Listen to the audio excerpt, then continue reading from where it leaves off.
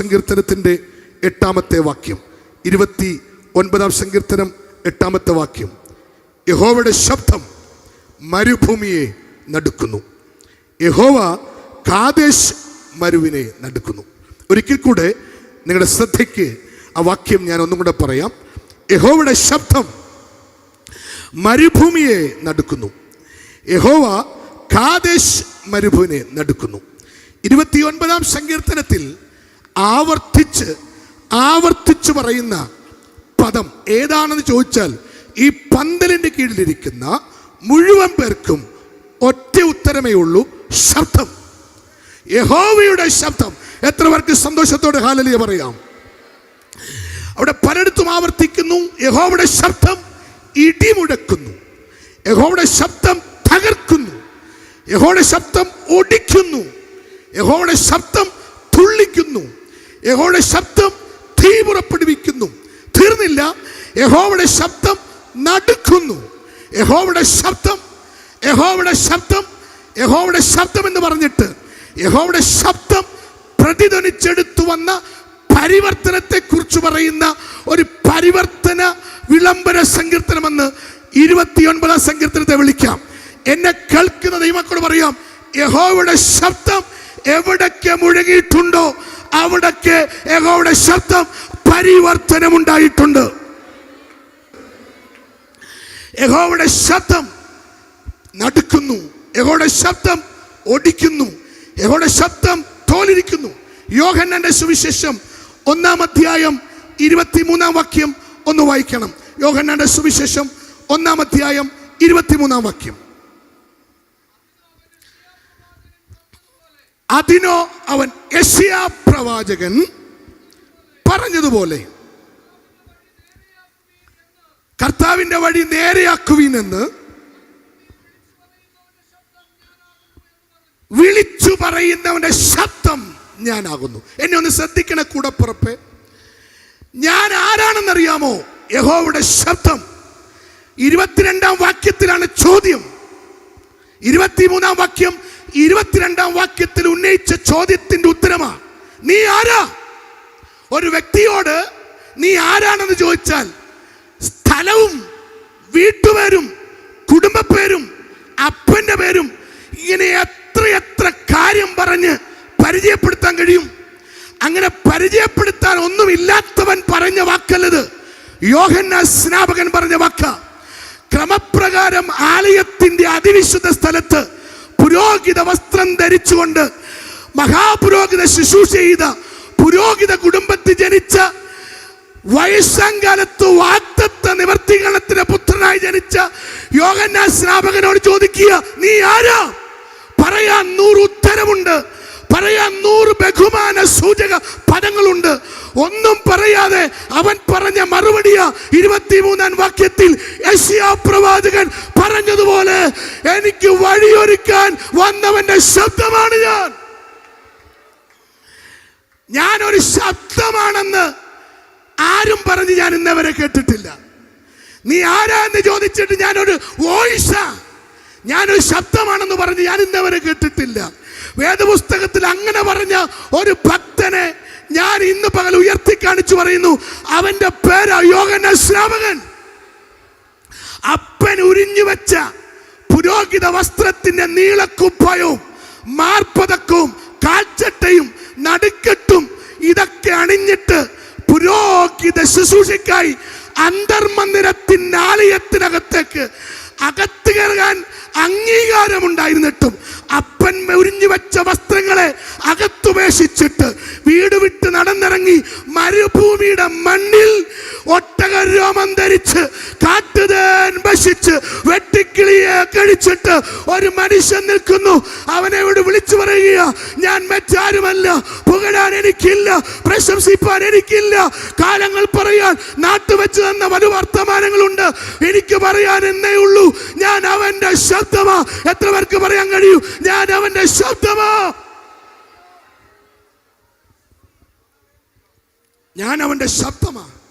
ഞാൻ വിശ്വസിക്കുന്നു ഇവിടെ ഇരിക്കുന്ന മുഴുവൻ പേരും കൂടെ കർത്താവേ എനിക്ക് നിന്റെ ശബ്ദമാകണമെന്ന് ഇന്ന് തീരുമാനിച്ചാൽ ഈ പന്തൽ കുലുകുമാറ് കർത്താവിന് വേണ്ടി സ്തുതി സ്തോത്രങ്ങൾ ഉയരും.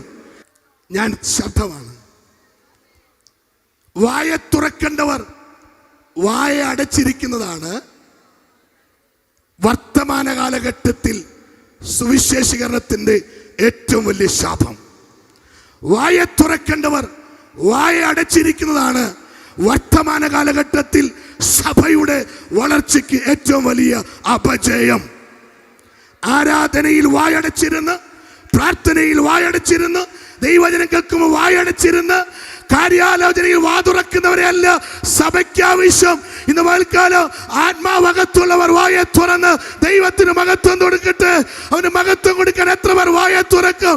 ആലയത്തിനകത്ത് കമ്മിറ്റിക്ക് വാതുറക്കുന്നവരെ അല്ല, ആരാധനയുടെ പാട്ടിലും പ്രാർത്ഥനയിലും അഭിഷേകത്തോടെ വാതുറക്കാൻ കഴിയുന്ന ചിലരെങ്കിലും ഇതിനകത്തുണ്ടെങ്കിൽ ഈ 2025 49ാമത് വാർഷിക കൺവെൻഷനിൽ ഒരു സുവിശേഷകന്റെ ആത്മവീര്യത്തോടെ ഞാൻ വിളിച്ചു പറയുന്നു, പുനരുത്ഥാനത്തിന്റെ സഭകൾ വളരാൻ പോകുകയാ. പുനരുത്ഥാന സഭകൾ അനുഗ്രഹിക്കപ്പെടാൻ പോകുകയാ. യഹോവയുടെ ശബ്ദമായ ചിലർ ഇതിനകത്ത് എഴുന്നേൽക്കട്ടെ.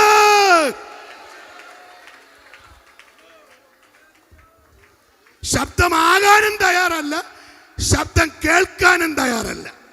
ഇന്ന് നമുക്ക് പ്രസംഗം കേൾക്കുന്നതേ ഇഷ്ടമല്ല.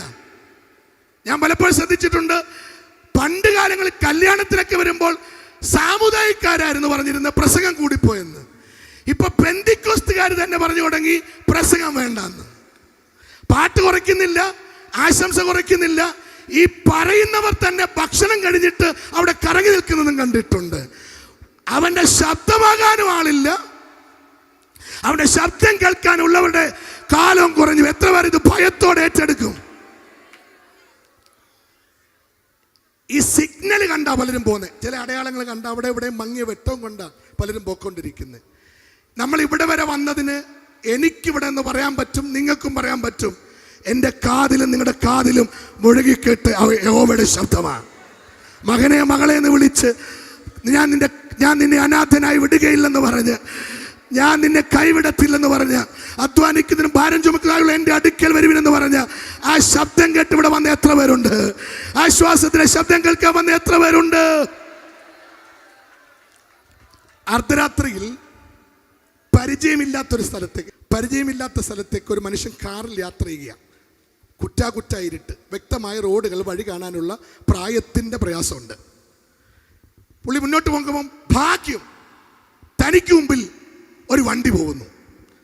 അങ്ങനെ നാഷണൽ ഹൈവേയിൽ അദ്ദേഹം അതിൻ്റെ പുറകെ വെച്ച് പിടിച്ചു.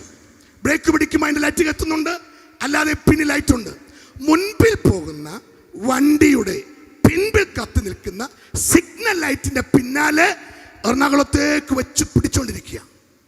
കുറെ ദൂരം മുൻപിൽ പോകുന്ന വണ്ടിയുടെ പിൻപിലെ വെട്ടത്തിന്റെ സഹായത്തിൽ ഈ വഴി നിശ്ചയമില്ലാത്ത സഹോദരൻ കാർ ഓടിച്ചു പോകുന്നുണ്ട്. കുറെ മണിക്കൂർ കഴിഞ്ഞപ്പോൾ മുൻപിൽ പോയ വാഹനം റൈറ്റ് ഇൻഡിക്കേറ്റർ ഇട്ട് വലത്തോട്ട് തിരിഞ്ഞു. ഈ മനുഷ്യനും റൈറ്റ് ഇൻഡിക്കേറ്റർ ഇട്ട് വലത്തോട്ട് തിരിഞ്ഞു. അല്പം മുന്നോട്ട് പോയതും മുമ്പിൽ പോയ വണ്ടിയുടെ പിറകെ ചെന്ന് ഒരൊറ്റ ഇടി. രണ്ട് വണ്ടിക്കും പ്രയാസമുണ്ടായി. മുമ്പിൽ പോയ വണ്ടി പെട്ടെന്ന് ബ്രേക്ക് പിടിച്ചതാ കാരണം. ഡോറ് തുറന്ന് ചാടി ഇറങ്ങിയിട്ട് മുൻപിൽ പോയ വണ്ടിയുടെ അടുക്കിലേക്ക് ചെന്നിട്ട് പറഞ്ഞു, എന്ത് വൃത്തികേടാ കാണിക്കുന്നത്, വാഹനം ഓടിക്കാൻ അറിയില്ലേ, വാഹനം ഓടിക്കേണ്ട ഇങ്ങനാണോ, ശ്രദ്ധിച്ചൊക്കെ വാഹനം ഓടിക്കണ്ടേ. പെട്ടെന്ന് ബ്രേക്ക് ചവിട്ടിയ പുറകെ വരുന്നവന്റെ ഗതി എന്താകും? ഞാനൊന്ന് ചവിട്ടിയില്ലായിരുന്നെങ്കിൽ എന്റെ ഹെഡ്ലൈറ്റ് പോയി. എന്നിട്ട് അയാൾ പറഞ്ഞു, ഞാനൊരു വാക്ക് പറയട്ടെ. നീ ഒന്നും പറയണ്ട, നഷ്ടപരിഹാരം തരണം. അയാൾ പറഞ്ഞു, ഞാനൊരു വാക്ക് പറയട്ടെ, ഒന്നും പറഞ്ഞാൽ ഇവിടുന്ന് പോകാമെന്ന് നീ വിചാരിക്കണ്ട. പുള്ളി പറഞ്ഞു, എന്നെ സമ്മതിക്ക്, നീ എന്തു പറഞ്ഞാലും നിന്റെ കയ്യിലാ കുറ്റം. അയാൾ പറഞ്ഞു, മനുഷ്യ ഒന്ന് നിർത്ത്. ഇയാൾ നിർത്തി. അയാൾ പറഞ്ഞ മറുപടി, നീ ഇപ്പൊ എവിടെ വന്ന് നിൽക്കുന്നറിയാമോ? ഞാൻ എന്റെ വണ്ടി പാർക്ക് ചെയ്തിരിക്കുന്നത് എന്റെ വീട്ടിന്റെ കാർ പോർച്ചിലാ.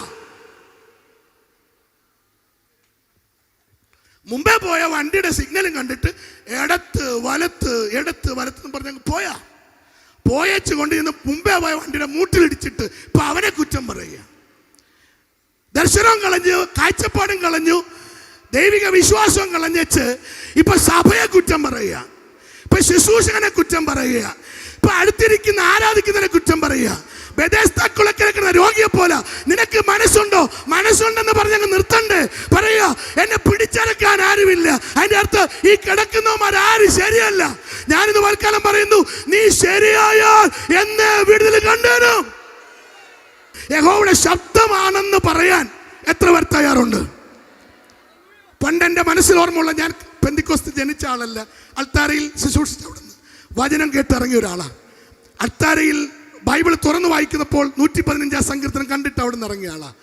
അതുകൊണ്ട് ഇവിടെ വന്നപ്പം ഞാൻ ആദ്യം പ്രായമുള്ള മാതാക്കളിൽ നിന്ന് പെന്തിക്കോസ്തിൽ ഒരു പ്രാർത്ഥന കേട്ടത് ഇങ്ങനെയാണ്: കർത്താവേ, ഞങ്ങളുടെ ദാസനെ ക്രൂശിന്റെ മറവിൽ നിന്ന് ശുശ്രൂഷിപ്പാൻ.